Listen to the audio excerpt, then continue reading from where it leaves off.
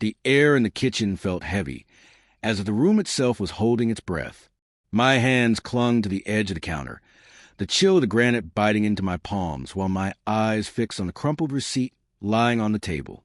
It looked harmless enough, just a small piece of paper that could have easily been tossed away without a thought. But the words printed across it, La Petita Baird's, 2 glasses of Merlot, candlelit dinner for 2, dug into my chest like claws. We hadn't been to that restaurant in years. Not since our 3rd anniversary, back when Sarah's laughter still felt like sunshine.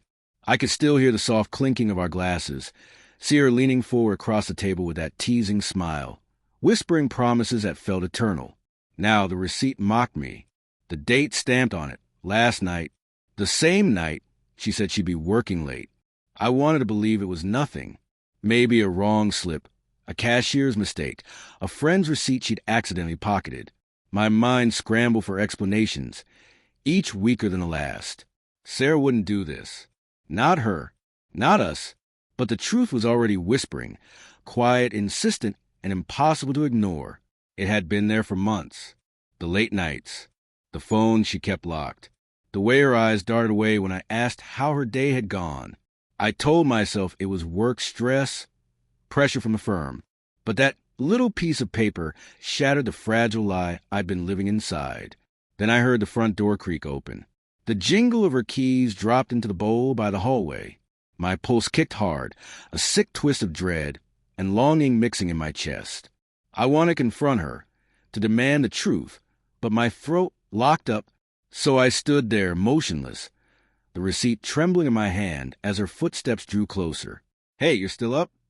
Sarah's voice was light, but there was something underneath it, guilt, maybe, or exhaustion.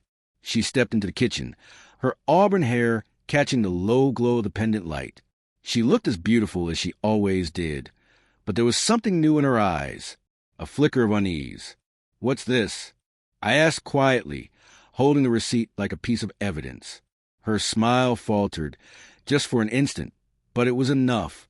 A tiny crack in her composure that told me everything I needed to know. She looked from the paper back to me, her face softening into something practiced, almost rehearsed. "Oh, that? Just a client dinner.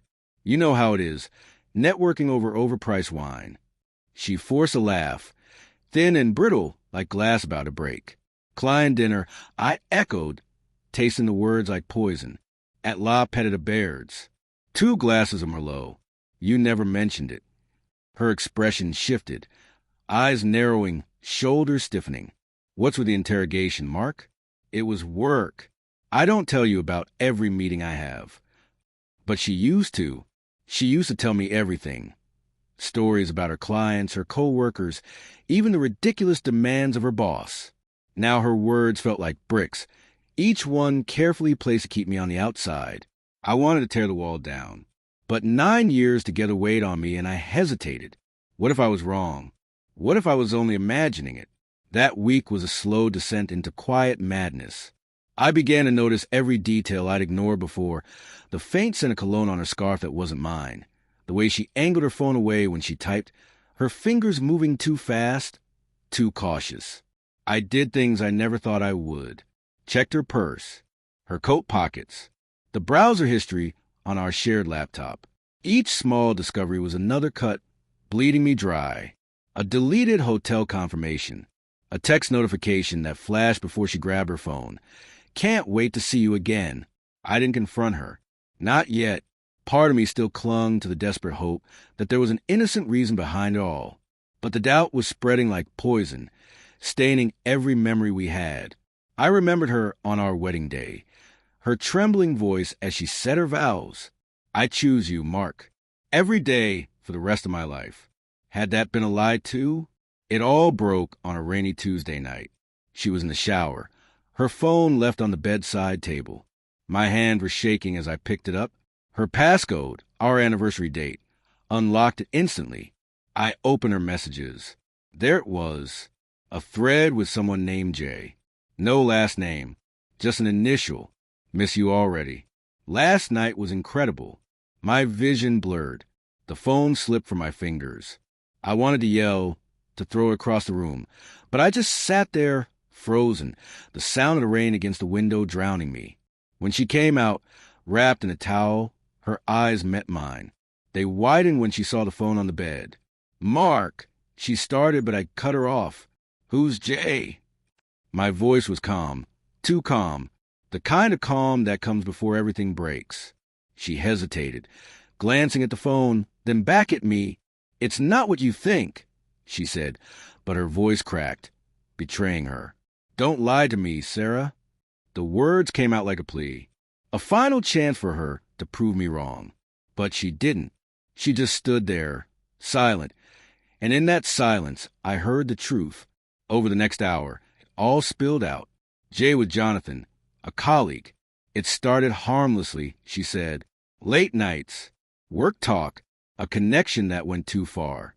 She swore it was a mistake, that she still loved me, that she didn't know how it happened. But her apologies felt hollow, lines rehearsed from a script she didn't even believe in. I didn't yell. I didn't cry. I just felt empty, like the man I used to be, the life we'd built, had been erased in an instant. That receipt, the cologne, the text, all pieces of the wall she built to shut me out. And still, some part of me loved her, wanted to fix it, to rewind time back to when her smile was only mine. But I couldn't, not anymore. The next morning, I called a lawyer. The divorce papers came quicker than I expected. Each signature was another step toward a freedom I never asked for but somehow needed. When I handed her the papers, she looked at me like I'd slapped her. Shock flickered in her eyes, then regret. "Mark, please," she whispered. I just shook my head. "Out," I said, my voice dead even as my heart broke. "Just out." She left that night, her suitcase wheels scraping the hardwood floor, the sound echoing through the empty house. I stood by the window, watching her car vanish into the rain. The receipt still lay on the table, wrinkled and small. And then I heard it, the faint tap-tap of keys. I turned, half expecting to see her there. But the room was empty. My laptop screen glowed softly in the dark. An email was open. Subject, "I'm sorry." Sent an hour ago. I didn't open it. Not yet. I just stared at the words, realizing that the worst betrayal wasn't just her affair.